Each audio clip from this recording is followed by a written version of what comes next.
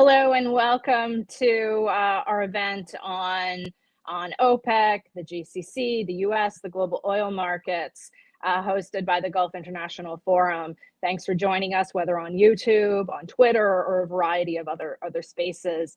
I'm Rachel Ziemba, a non-resident fellow and friend of the Gulf International Forum, and a geoeconomic expert focused on energy issues as well as government's attempts to make and control markets via sovereign funds and sanctions. Today we're going to be having yet another very timely event on global energy markets. I feel like I say that every time we host an energy event here at the Gulf International Forum and other venues, but particularly so right now.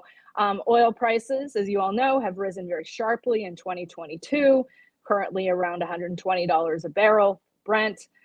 Gasoline prices have risen above the psychologically high $5 average across the United States. That may seem like a pretty low level for many people in the rest of the world, but politically in the US, a very critical one. And around the world, weakening currencies, adjustments in other global markets are adding to the food and fuel price bills and the dislocations that are coming from uneven emergence from this phase in the pandemic, as well, of course, as the war, as Russia's invasion of Ukraine. Natural gas prices as well have risen to historical levels, prompting the closure of some energy-intensive activities in parts of the world. The drivers of this significant rise in prices are many, as our panelists will talk about today: asymmetry between the phase of the economic cycle, impact of misleading investment signals over the last 2 years, and persistent either domestic policy choices or sanctions policies on the side of the US and allies, which leave some supplies offline.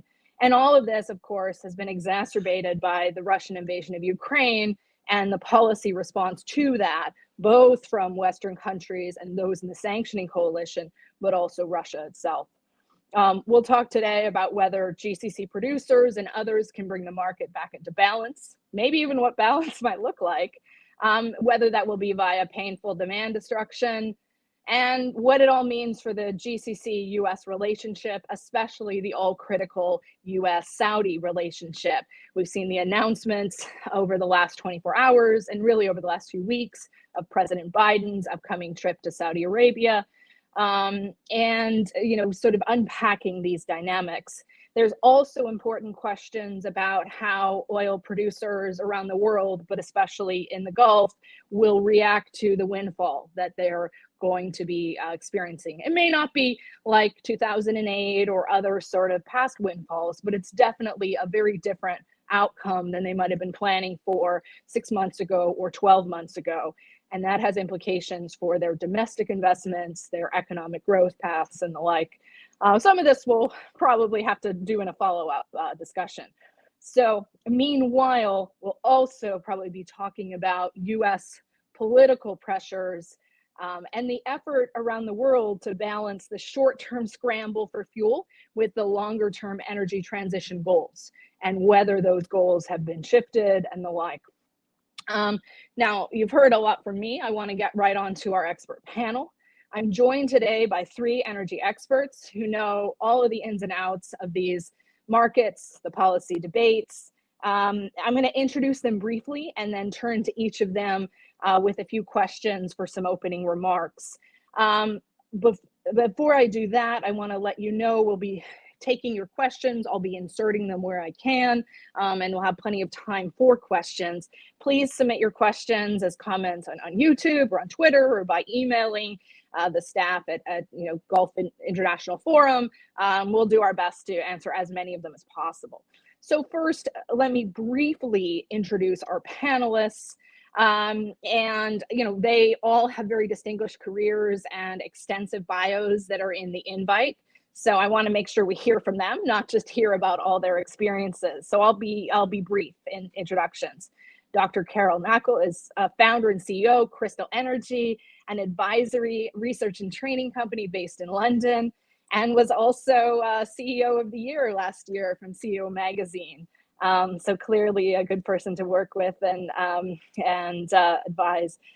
She has worked with major energy companies and worked across policy, academic, think tank, and other spaces on many issues relating to energy and energy management. Dr. Jean-François Seznec is founder, managing director of the Lafayette Group, a US-based private investment company. He has taught for many years at SAIS, at Johns Hopkins, at Georgetown, and at Columbia on issues relating to energy, energy governance, and as well in business and finance in the Middle East. Dr. Jim Krane is the Wallace S. Wilson Fellow for Energy Studies at Rice University's Baker Institute for Public Policy. He has written widely on energy geopolitics and the challenges oil producing countries face in changing their sort of policy apparatus. That includes two great books, City of Gold, Dubai and the Dream of Capitalism, and Energy Kingdoms. And with that, those are our panelists. Please read more about them and send in your questions. First, I'd like to turn to Carole. Carole, what can you tell us about the current crisis between OPEC and the US, really the sort of balance in the oil markets? How do you see the OPEC plus alliance coping with these shocks in this uncertain environment at a time when many countries are already struggling to meet quotas? Is energy transition sort of still the primary mover to avoid similar crises in the future?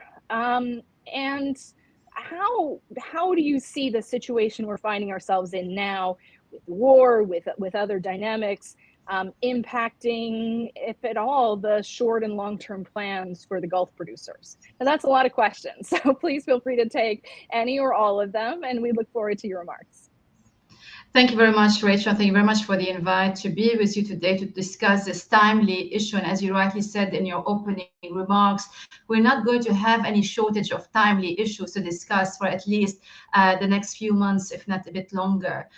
You gave me a long list of questions. I'm not quite sure I will do them all justice, but even if I focus on the first two aspects about the US-OPEC relationship, and then maybe see if I got that right, whether the crisis will put more pressure on OPEC plus alliance. And then if I don't cover the rest, then maybe we can get back to them later on. And the reason I'm saying that, because it would be pretty simplistic to try to analyze the current standoff, I would say, or at least the perceived standoff between the US and OPEC, and particularly Saudi Arabia, by simply looking at what's happening today. Because actually what we need to do, we need to go back to a few years ago, and I will take you back even to 2008, when the shale revolution really started in the US, and we had it became more notable that was going to be a disruptive force in global energy markets at the beginning of the last decade. And that revolution, for me, people say that renewable energy is a disruptive technology. I disagree with that, because where I would see the serious disruption to global energy markets, to geopolitics, to all sorts of trade relations, then I can say that with great confidence that shale has had a much bigger impact. And one of those impacts is the relationship between the US and OPEC, particularly the GCC countries, members of OPEC. And if you remember back then, former President Obama, there was an interesting interview published in The Atlantic where he clearly and openly, it was pretty unusual for an American president, at least in recent modern times, or as far as I remember, to take such a blunt stance vis-a-vis the Middle East, whereby he was quoted as saying that he was tired of all the complaints of the allies of the US in the Middle East, and it was time for them to solve the problem. And remember, or their own problems. And remember also, it was former President Obama who signed the JCPOA, the nuclear deal with Iran, to the dismay of many GCC countries.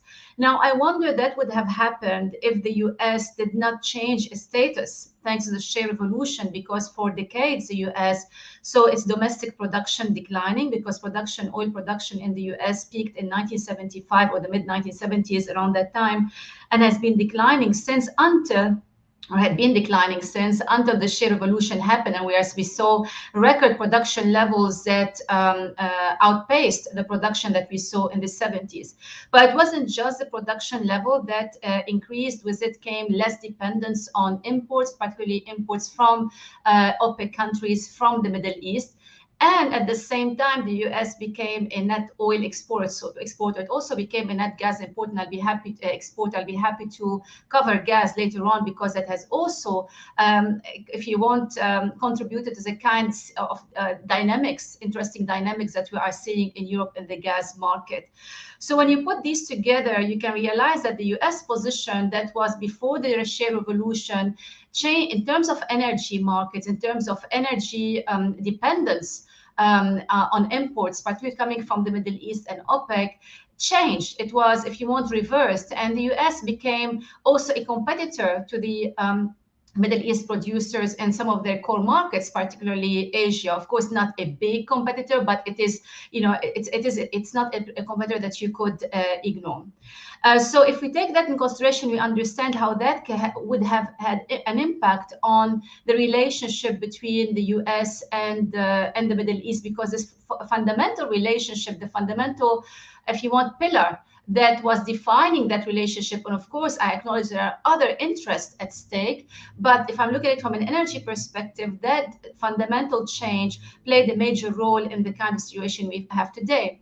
Then we saw President Trump. For me, former President Trump, he kind of disrupted the trend of that relationship. He did not set the trend. And now under President Biden, we went back to the same trend that we saw before.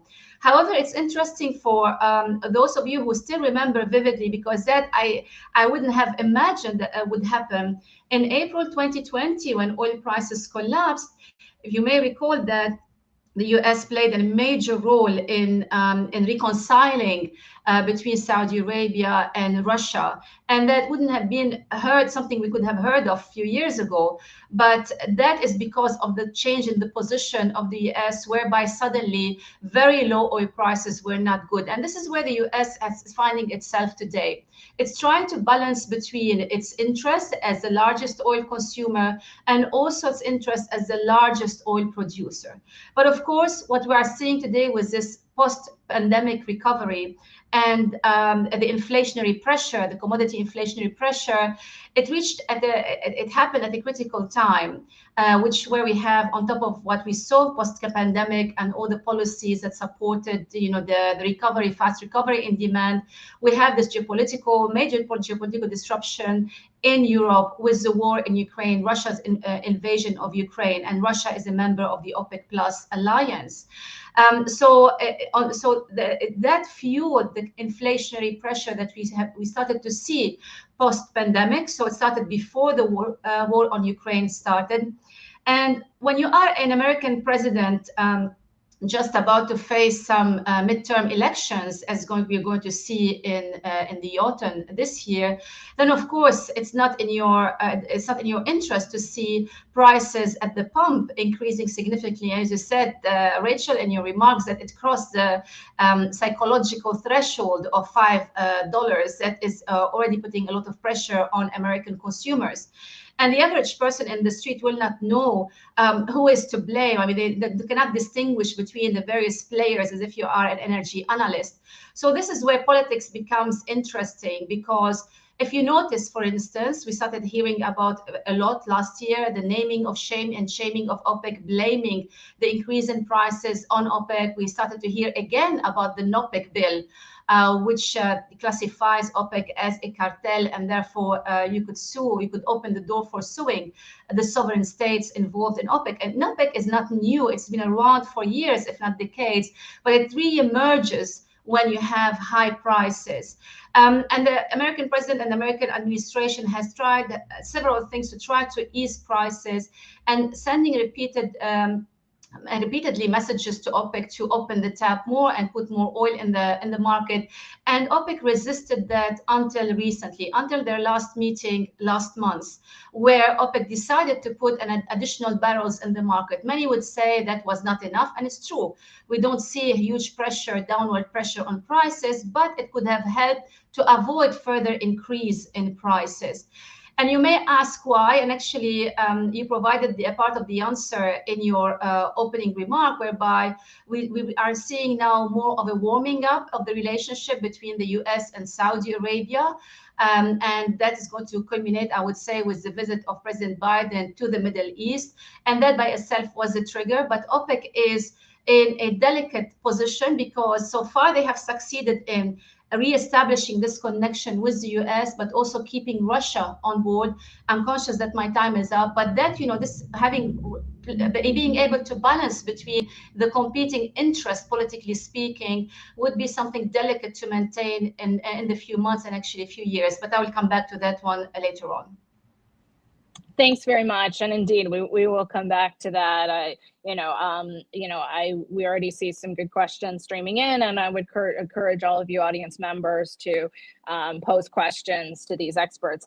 With this, I'd like to turn to you next, Jean-François, to talk a little bit about the perspective from Saudi Arabia, and potentially more broadly in the Gulf. But I think Saudi Arabia really critical sort of linchpin, here, both because of the size and being one of the few sources of spare capacity, but also really the country that when I look at the Gulf, we are continuing to see the most change. The shifts in, for example, moving from much more conservatively managed funds to much more sort of active public investment. How is Saudi Arabia balancing their energy policy goals, meeting their sort of longer term interests here? What are the factors that are driving that? And how are you viewing this, this Biden visit to Riyadh, which of course has been, sort of dangled a few times in the last few months and now is happening? Do you see this as part of a rapprochement? Where do you think things will sort of go from here? Again, lots of questions there, so I know we won't get to all of them, but as always, I'm interested in your perspective and look forward to your thoughts.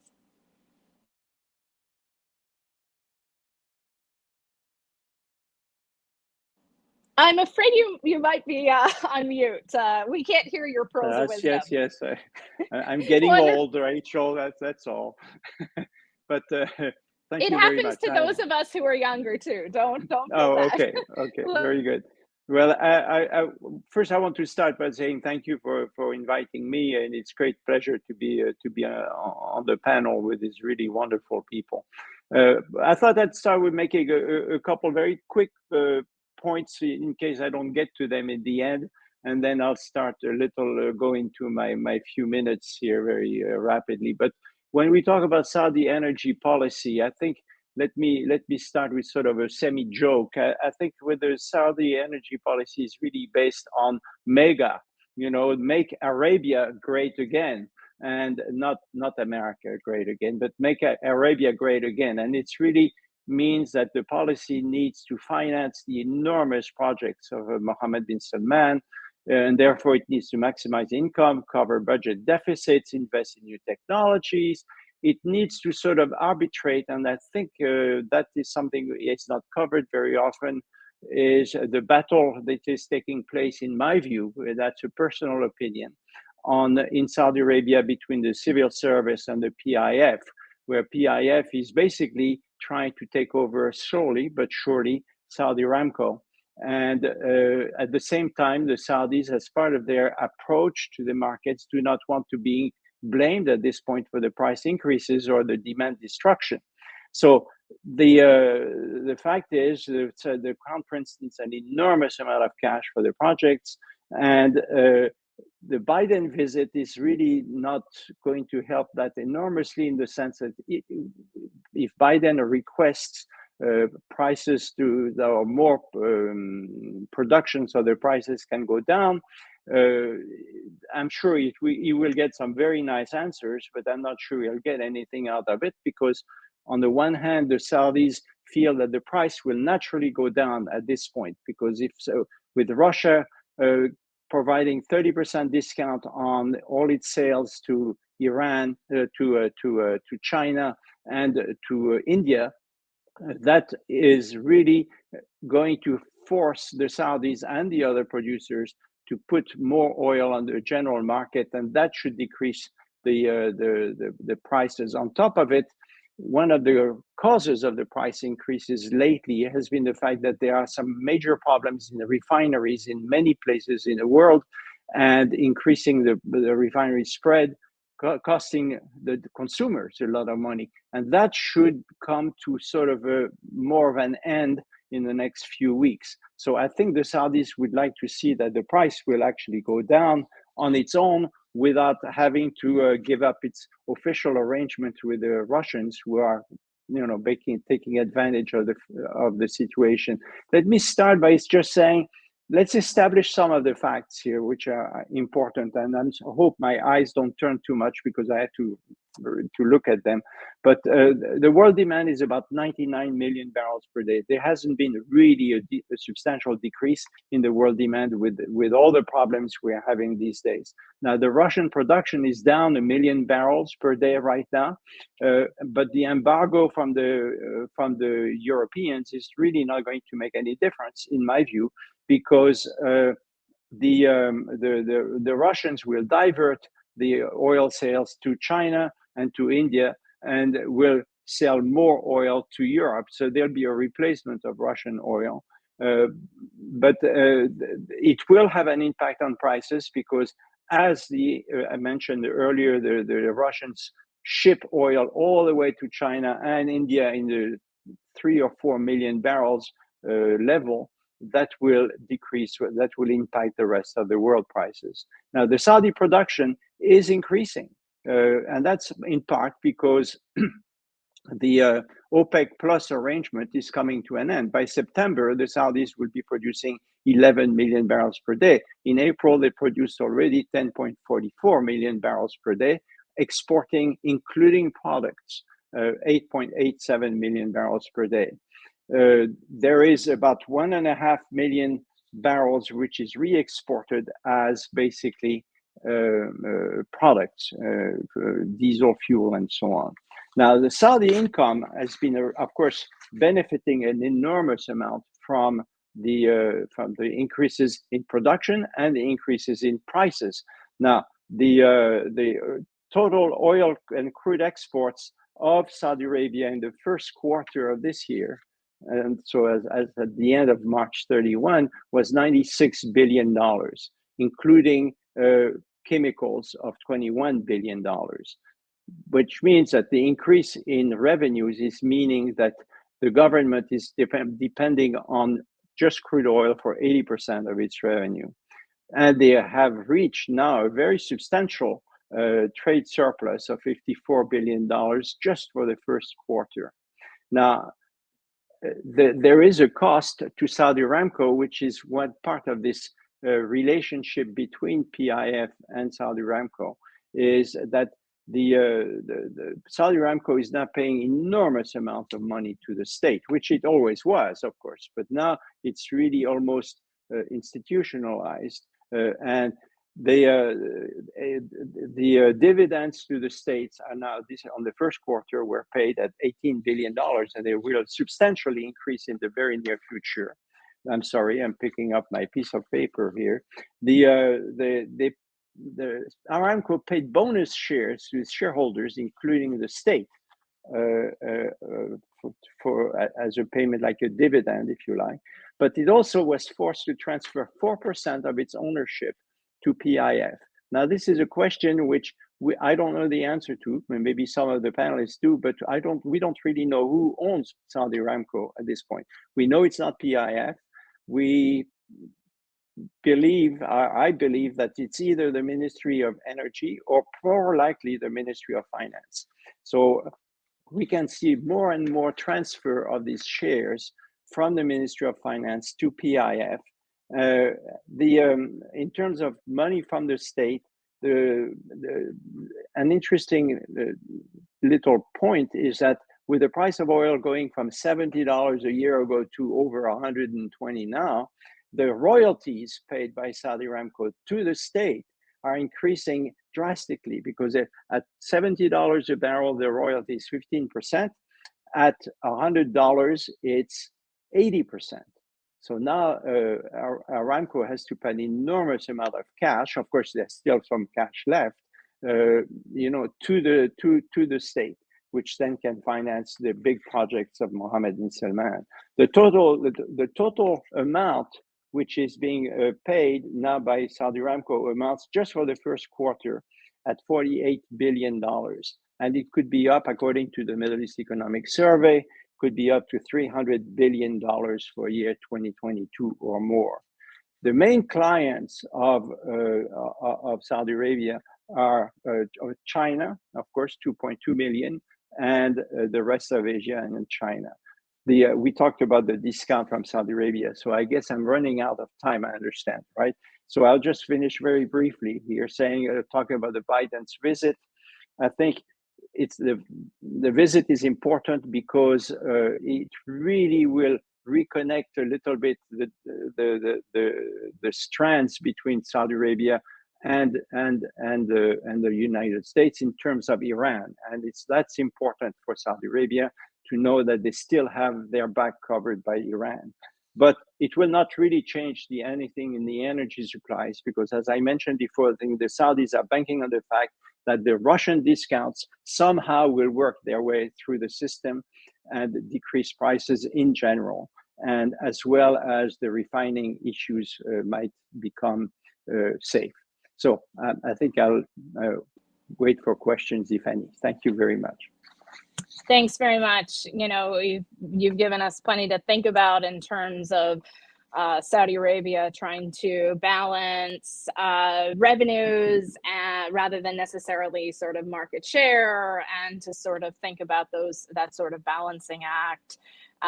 As well as, they seem to be making an argument, or sort of taking a bet that the EU insurance bans won't end up being a massive extraterritorial measure, which is something we can come back to in the Q&A. I'll step off of my moderator soapbox or step back onto it. I want to turn now to Jim.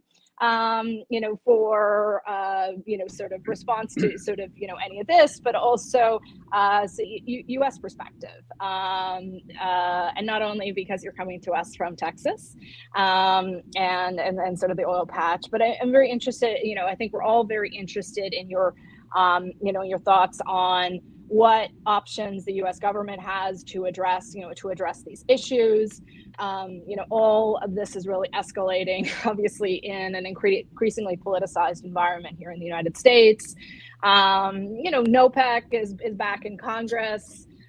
You can tell from the way I'm asking it that I'm not sort of a strong believer that will make that much difference. But what do you think? What do you think about other either regulation or legislation that might come out of the U.S. either for domestic production or for interaction with the Saudis and other members of OPEC? And what advice would you give about avoiding future crises? It's hard to imagine one exactly like this, but I think there are fragilities in the market that all of you have sort of pointed to that are not going to go away. So please go ahead, Jim. Share with us your thoughts on any or all of these questions. Wow, well, that's a lot. Thanks, Rachel. It's great to see you and Jean-François and Carole. So in Houston, you may not have noticed, but the city has has changed its moniker recently. So we used to be the self-described energy capital of the world. Now we're the energy transition capital of the world, and it's so things even are changing a little bit here in the oil patch, right? But let me start with a little bit of context. So I tend to describe the federal government here in the U.S. as like a third tier player in the oil sector. The first tier is market forces, including Wall Street lenders right now, just how they're reading market signals. We've got thousands of companies in the U.S. oil patch, all getting their signals from the market and taking their own decisions. So the number two player, I would argue, is sort of state and local governments that are close to the action. So here in Texas and Louisiana, we've got very friendly governments that get out of the way, and you've got a broad spectrum all the way to New York State, which is, banned fracking, right? So unless the federal government is actually involved in making laws, which involves Congress, which has gotten to be pretty hard to do these days, really its influence is kind of on the margins. The last big federal exertion of influence on oil markets was in 2015, when Obama and the Republican-dominated Congress then joined forces and overturned the U.S. oil export ban. That did have a big effect on U.S. production.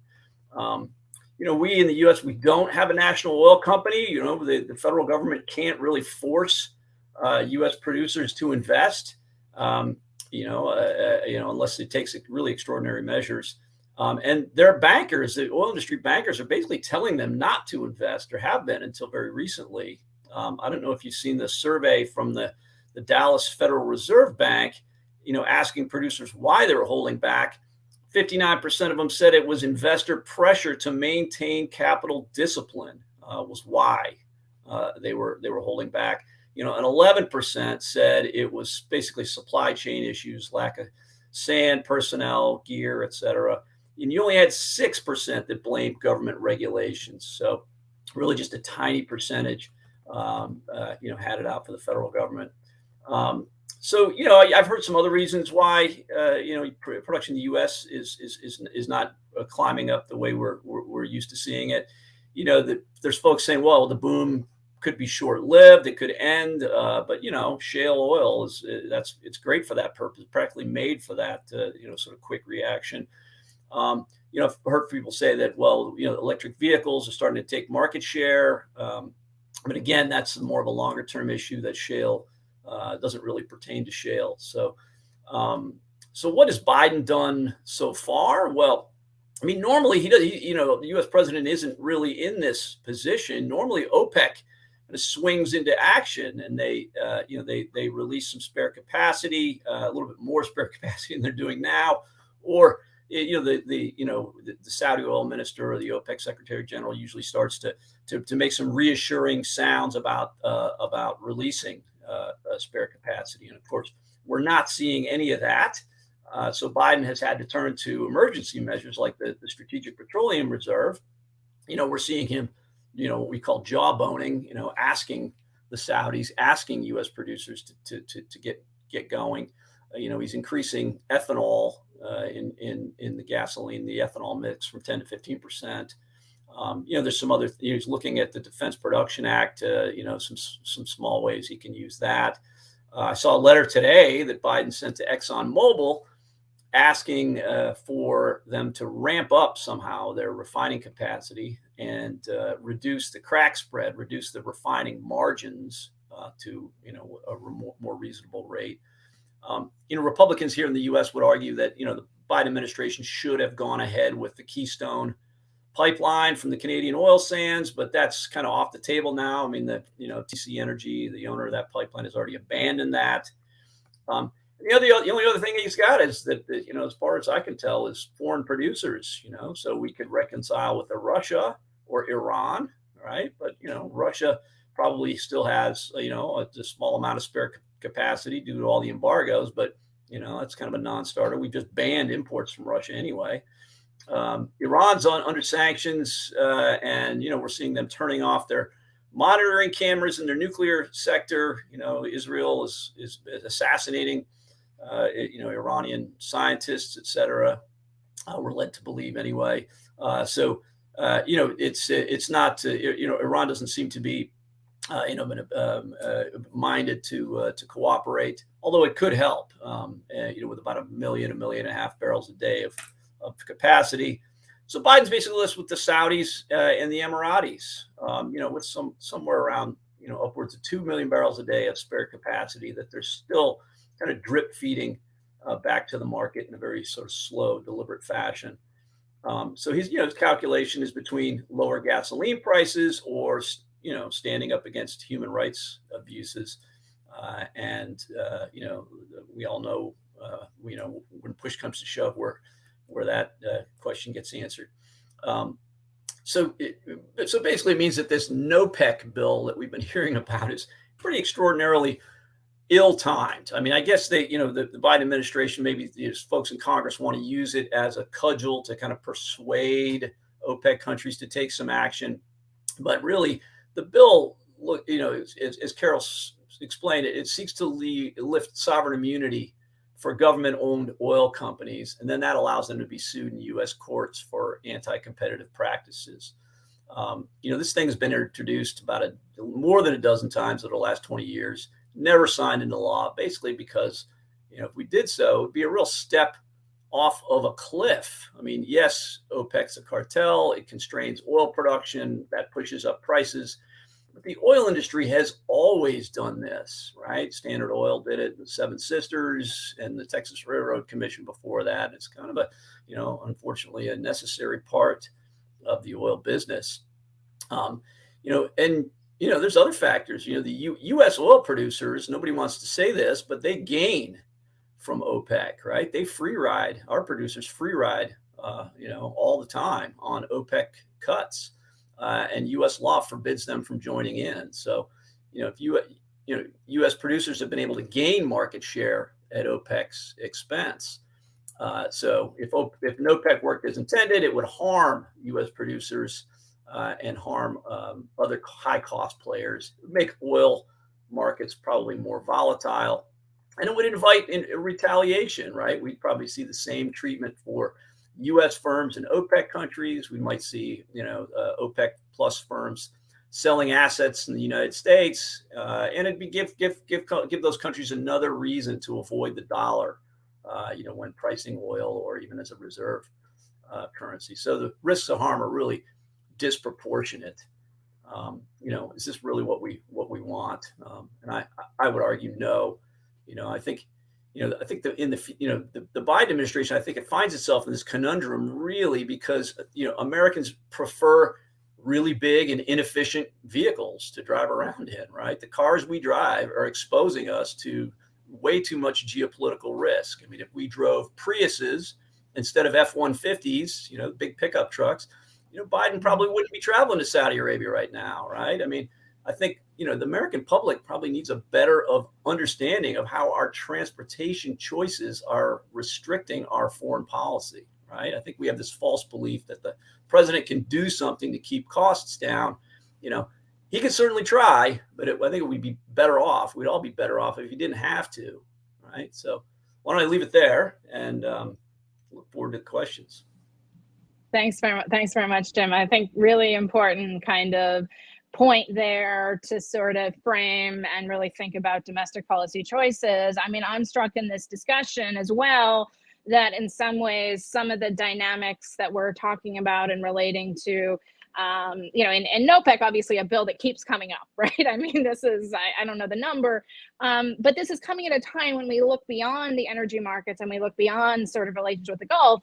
We see a comfort level in the US and many developed economies for a lot more government involvement, not only use of the Defense Production Act, but direct government involvement in trying to seed and reshore semiconductors, dynamics. And I'm not disagreeing with those policies. I'm just saying that there is a comfort level with trying to incentivize, developments that the sort of legislation doesn't seem to necessarily be part of. That being said, there are lots of interesting antitrust sort of questions. So any event, I want to turn to a couple of questions. Before I do that, I want to just reiterate to the audience members, please send in your questions any of the ways you can, commenting on YouTube, on Twitter, emailing your favorite Gulf International Forum staffer, and we'll do our best to answer them. We've gotten a few, but if you folks don't send in lots of questions, then we'll just be left with my questions. So, which hopefully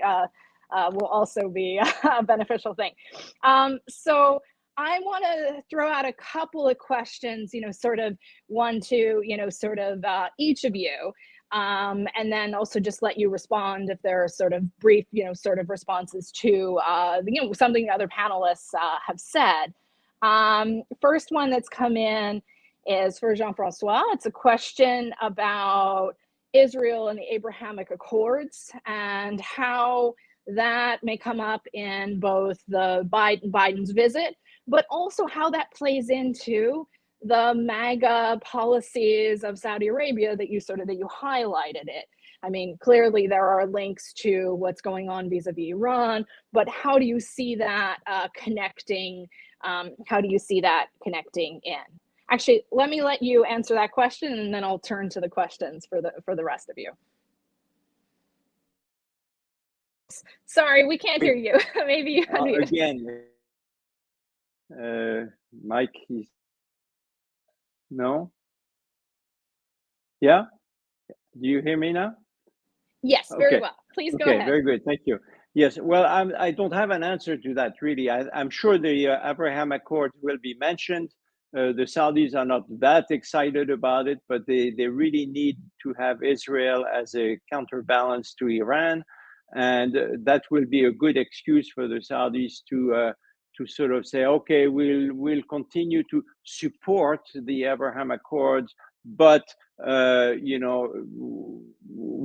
not going to do much about it, but just continue your own support, talking to Biden of our policies against Iran, and I think that will be brought forth. But I don't think the Saudis will say, okay, we'll work closely with Israel if and we will produce more oil. I just don't see this happening, really.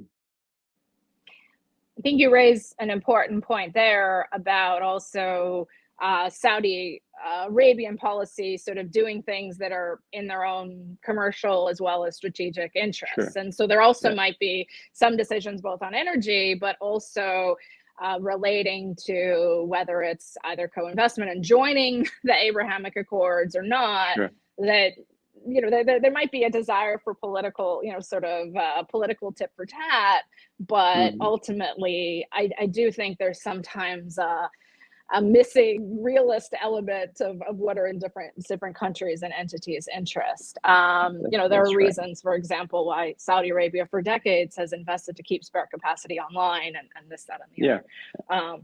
No, completely agree.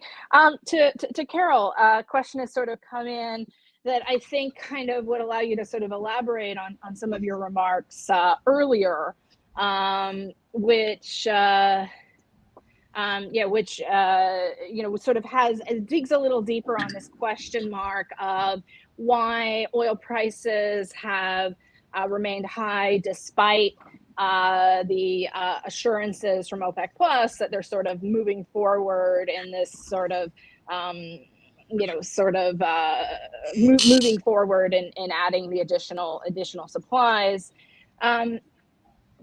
Do you feel that sort of increased production by OPEC Plus is the only way to lower prices? Do you think that OPEC Plus is going to have to grapple in a more meaningful way with the fact that only a few countries have real spare capacity, or is that really something that's going to be sort of put off until after this agreement ends? And I guess linked to that, are there additional supplies or solutions that we haven't talked about yet today? So thoughts on any or all of the above, and I might turn to the rest of you for comments. You always give me the really very difficult, long questions, but let me start with the last point about this issue of spare capacity being concentrated in the hands of a few countries within OPEC. And I'm going to say, is this something new?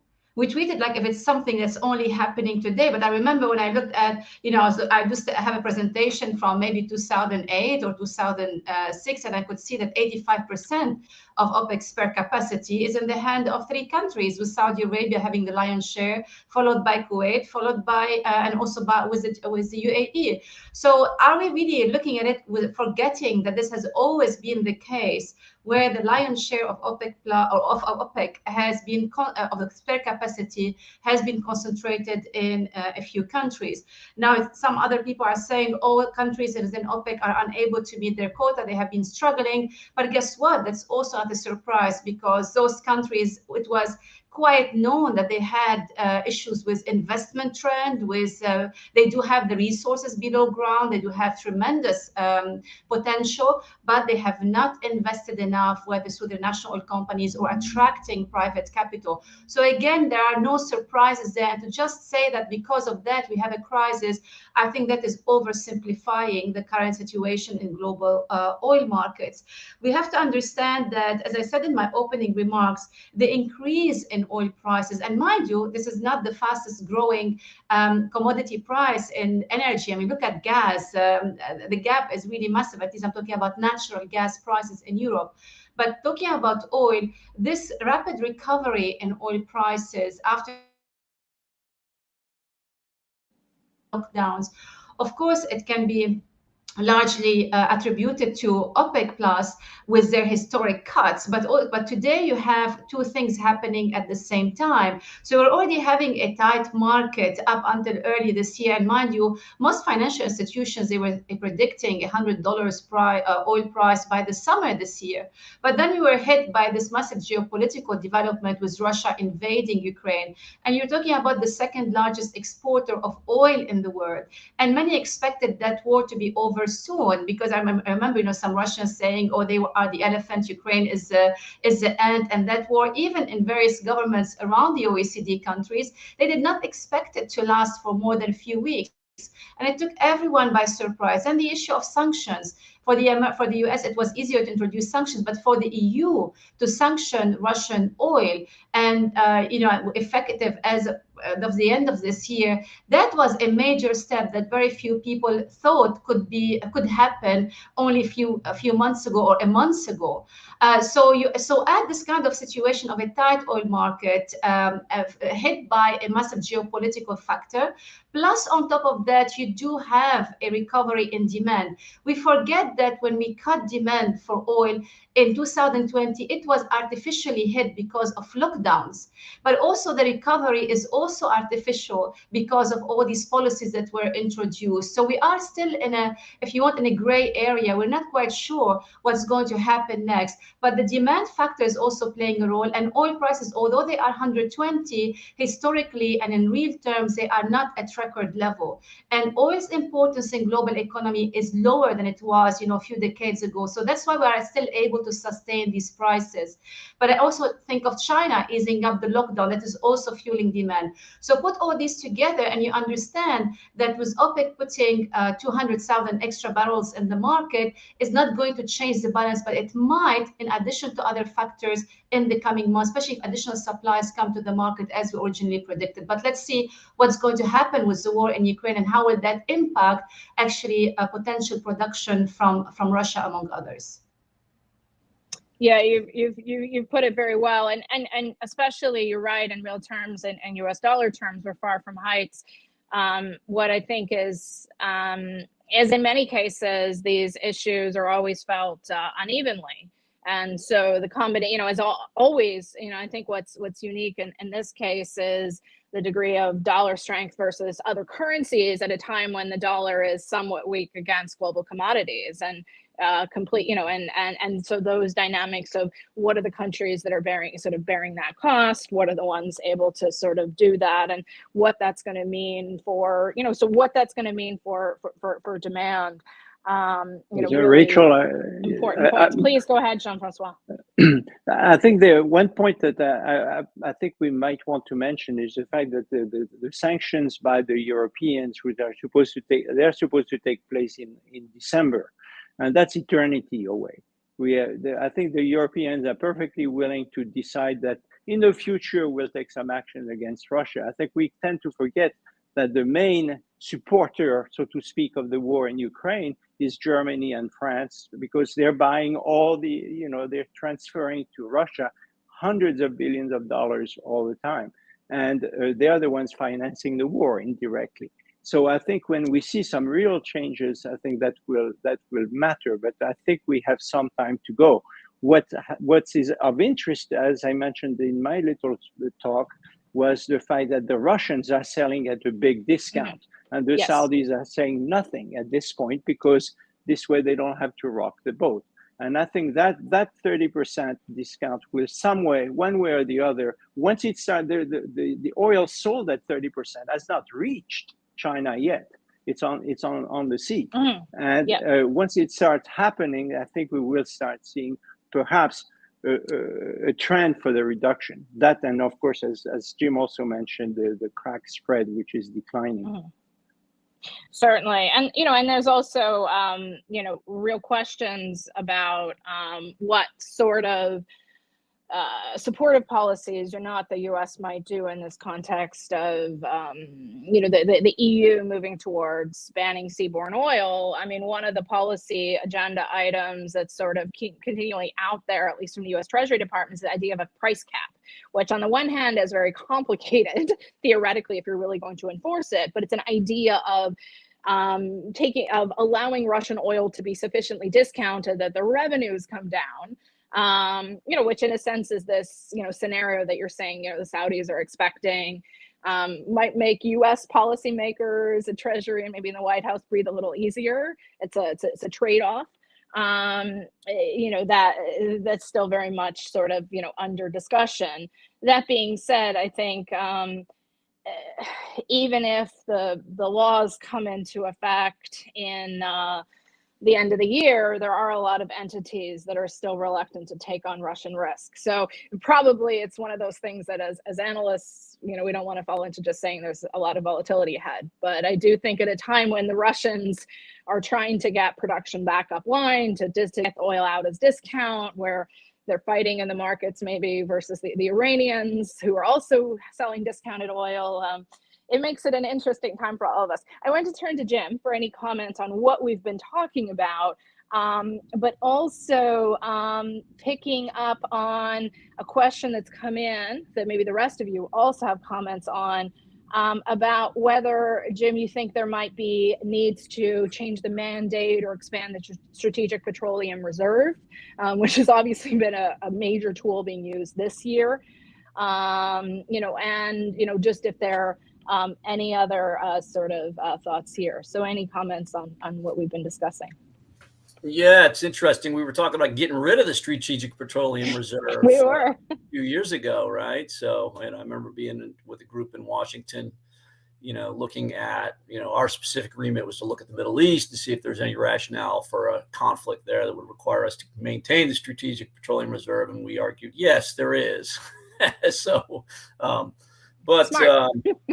yeah, I mean, the way Biden is using the SPR is almost like he's doing what OPEC should be doing, right? I mean, we're used to having, since the 70s, OPEC really has been a pretty steady player, post 70s, since the 80s, a pretty steady player and reliable player in balancing oil markets. I mean, I've seen a couple of academic papers trying to quantify the benefit in oil market stability. And so there's been some pretty amazing numbers thrown around, about how much that value of, OPEC spare capacity has been to the world, to the global economy. And it's, it's been pretty impressive. They do provide us a useful service, but they're not doing it now. To me, they're acting strange. They are, they've got these lightning fast meetings. They're ending, and the last one was like 11 minutes long. They're not addressing, there's declining inventories and declining steadily. On the one hand, you can feel some sympathy for them. I mean, as Carole mentioned, so the markets have been just being slammed by one crisis after another. We're seeing these prices swinging all over the place. It was huge crisis when oil prices were negative here in the U.S. and they were down to the $20 barrel and Brent. I mean, didn't bother U.S. motorists so much at that point, but if you're somebody in the Gulf exporting country, it was a crisis for you, and now they're getting a little respite from that, with prices really high, but these wild swings are, and OPEC did its best. I mean, they cut 10 million barrels a day of production. OPEC Plus did the largest ever. So they have been, working really hard. But until now, they're just sort of strangely, since Biden took office, and it seems to me like it's we're back to this 70s era of we've got some political demands that we need to have met before we are going to address crisis in oil markets. So to me,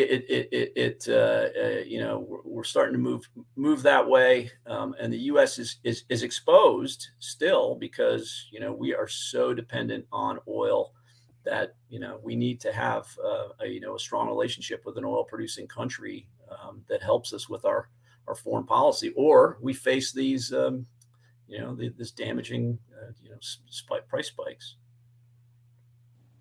Yeah, thanks very much. I mean, I think that leads us into, the key question ahead. And I think all of you have done a great job kind of placing the situation we're in now in sort of a multi-year story, both behind us and ahead of us. And I think some of these dynamics in that time period that you're highlighting in the Biden administration and the sort of moderate shifts, I think also tie into these sort of messaging and, sort of blunt tools through finance around investing in energy. Jim, you highlighted the capital restraint, which maybe is shifting.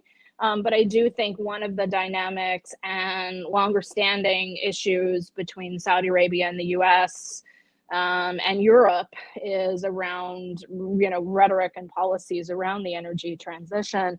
I wanted to turn to you, Carole, on this point, and then maybe to all of you, and see if you wanted to add anything about energy transition, and particularly, I'm interested also if you think that the kind of deliverable kind of outlook ahead of the upcoming COP that's going to be hosted in the UAE and Egypt, how that, if anything, sort of plays into energy transition debates. Sort of where are we? What are you advising and talking to sort of oil companies and others about the energy transition as we speak? Big topic that we could be a whole other conversation. So just interested in your remarks about how that fits in to some of what we've been discussing today. Well, it fits nicely, and I tell you why. Because Jim mentioned earlier that the financial market investors, they are not pumping, or they are imposing quite strict conditions on let's say, the shale producer. But also here, I also would like to highlight some of the policy decision taken or announced, or even some of the recommendations made only a year ago, actually, that have sent the wrong signal to investors and actually have proven to be premature and to a certain extent in the market. And of course, it goes back to several years. But if you just take a broader perspective, you can see how in the last few years we have put too much emphasis, in my opinion, on climate security. This is a noble cause that we should all be fighting for, but it shouldn't overlook another important aspect, that is energy security, and the plain fact that our energy systems globally, our electricity mix globally, are still dominated by fossil fuel. So when you read the report by the International Energy Agency, Net Zero 2050, which was published in May 2021, so only a year ago, whereby the recommendation was to hit the net zero target by 2050, we should not invest anymore in oil and gas beyond 2021. When you have at COP26 financial institutions, international donors, most of them, agreeing not to fund fossil fuel projects in developing countries. If you add all these things together, and climate activists stopping investment in certain areas, I would say this was pretty much premature. And today it's backfiring, because here where I'm sitting in London, we can see how the government just recently, made a very blunt statement that they were not going to give in to the naive calls of climate activists and not investing or encouraging investment anymore in North Sea oil and gas, because that is needed, because energy security is needed. So in this respect, this is where I would see the link between energy transition and the current crisis that we have. But of course, the energy transition will continue, though I think there will be, we're going to revisit some of the policy recommendations that were made over the last few years. And just to conclude on your point about COP 27 and 28 to be held respectively in Egypt and the UAE, if I got the order right. Well, it's interesting, particularly if you look at the UAE, because it's a major oil producer, and they are not ashamed about it. On the contrary, they see how they contribute to meeting the growing need of the world population. But at the same time, they have done pretty impressive job in terms of greening their energy agenda. Don't forget that the UAE is the first country, Arab country in the world, Arab country in the region, not only the Middle East, but also in North Africa, that started using nuclear power for electricity generation. They are the host of IRENA. They are also quite big and ambitious in terms of targets for their renewable energy, solar, wind, and they're also going big on hydrogen and also on green technologies such as carbon capture and storage. But what they are trying to do here, they are trying to ride two horses at the same time. That is maintaining their status as oil and gas producer, and they do say they can do that while achieving climate targets. Because, and they tell us that, they are better positioned than many other countries to do that, because they do have the oil and gas revenues that can be used to fund expensive renewable energy or green energy projects. So you have this kind of virtuous cycle that goes on from oil and gas to green energy. And this is how I see them reconciling between what people used to see as conflicting. But I think the crisis that we have today is showing that there is no need for conflict, actually. You cannot achieve climate security without energy security. I think that's very well put, and links back nicely to a comment Jim made earlier about Houston rebranding itself as an energy transition capital. In some ways, all of the above sort of interests in places like the UAE, very much, interesting models. What I'm going to do now, in the sort of 10, 12 minutes left, is just turn to each of you for some, maybe with a question and a couple minutes for closing remarks, if there are things that we haven't picked up on. First to you, Jean-François, about there have been some sort of queries about, about the use of other currencies in denominating energy trade, particularly renminbi. We're in sort of a world now where there's lots of questions about what trade can either be priced in or transacted in different currencies, particularly with sanctions expanding. Are you seeing meaningful challenges to the dollar, to the dollar pricing of oil? And what would be, in your mind, the tipping point where you would say that things were really shifting there? Well, I think it really is impacted by the relationship between China and Saudi Arabia, I think, very much so. I think we are seeing, prior to the war in Ukraine, there was a lot more discussions all over the place, especially in the Gulf, of pricing their oil in renminbi so that the Chinese would buy it in renminbi without having to buy dollars, and the Saudis and the UAE would basically sell their stuff and get a lot of renminbi, which in turns they could use to buy Chinese goods, which they have done. I mean, China is the largest exporter of goods to the Gulf. So I think there was a lot of talks in that. The markets have been, there are some exchange markets that have been established in Shanghai and in Dubai to work in renminbi, and there is some with some success, but it's still, of course, very small because the renminbi is not freely convertible. But the Chinese would, I think, talk a lot about making the renminbi a little more convertible than it used to be, although the Communist Party in China is very opposed to that. But there are a lot of people in China who would like the renminbi to be much more international.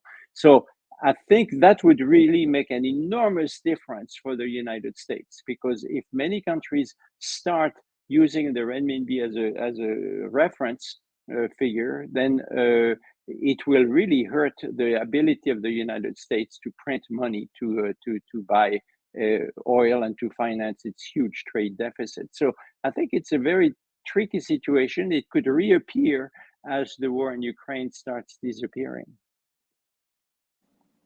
Thanks very much. No, I think you're right. There are ways in which the war and other shocks have moved certain things forward and pushed other things back. And one of them has been maybe the value of countries diversifying within G10 currencies, not so much for oil, but for other sort of uses of currency. So the value add of like holding yen as opposed to dollars, or Canadian dollars as opposed to US dollars.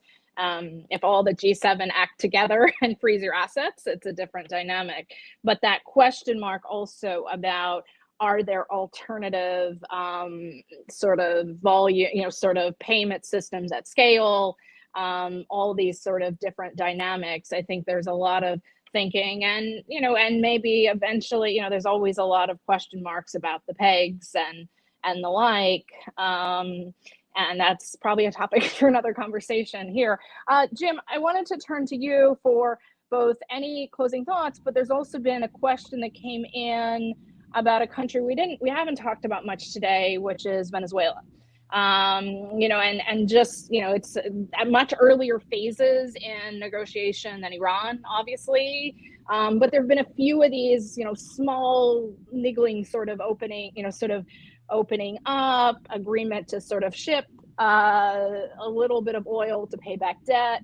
Do you have any thoughts about what next moves might be from Washington, and just what to expect from vis-a-vis Venezuela? I think, in the short run, Venezuela is not going to be a prime spot to get much oil onto the international market from. I mean, one of my colleagues works really closely on Venezuela. He thinks they can raise production by, a few tens of thousands of barrels a day. So really not very much. That said, I mean, Chevron is still in Venezuela. They're still allowed to maintain their assets, and but even them, it's just speaking to some friends that work there. It sounds like it's going to be really, really tough and take a very long time. And there's lots of good reasons to stay away from Venezuela. Iran may be a bit more optimistic than Venezuela, really. I guess, you've got these issues. I guess to close, I might talk about the energy transition as well as and follow on some of the things that Carole mentioned. But it seems to me that you've got the problem that we're having is this: we've got the short term and the long term that are clashing with each other. In the short term, we've got this system that's dominated by fossil fuels. Our transportation system oil has a virtual monopoly on transportations. Now, but 90% of our transportation runs on oil. But in the longer term, we've got this climate problem that we have to fix. So we need to keep we need to keep the fossil fuel system operating until we can gradually phase it out and replace it with something cleaner that doesn't kill off the climate, and make it unrecognizable. So, and oil producers know this. We've got these equatorial oil producers that are more threatened than most folks, by climate change. So they're on board with this in some way, right? So, Saudi Arabia and the UAE and Bahrain and some other oil producers have net zero goals. Saudis in 2060, UAE in 2050. They want a seat at the table. I mean, I think the Saudis especially have been kind of dismissed as obstructionists, for fairly good reason, at the COP talks. But I think they'd like to shape the conversation a bit more than they've been able to around climate change, climate action. I think they would rather not see all countries follow that European model where we build out renewables and electrify everything. I mean, that would be kind of a disaster for their export-oriented economy that still uses oil. They'd like us to go more they'd like us to bring hydrogen in the mix to keep this sort of fuel delivery system, to keep people combusting fuels rather than these non-fuel based systems that are just smaller and there's less trade involved with them.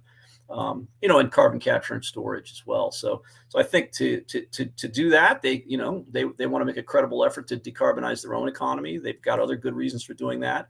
And, as Carole also said, they've got a lot of advantages in hitting their net zero goals. They've got, they've got great geology. They've got, lots of geological storage. They've got lots of oil. They've got their emissions all kind of clustered in these zones that, where it's easy to capture them. And they've got, autocratic governance that gives them an advantage here, that they can take long-term decisions. They've got lots of wealth. They've got a lot of open land with great solar radiation. So they can make a credible stab at going net zero and get in on that conversation and try to swing it a little bit more to their advantage. I see. So I think that might be where they're going now. Thanks very much, Jim. Carole, I wanted to turn to you for the last word, for sort of any closing remarks, any messages you want to leave us with to spark our future conversations.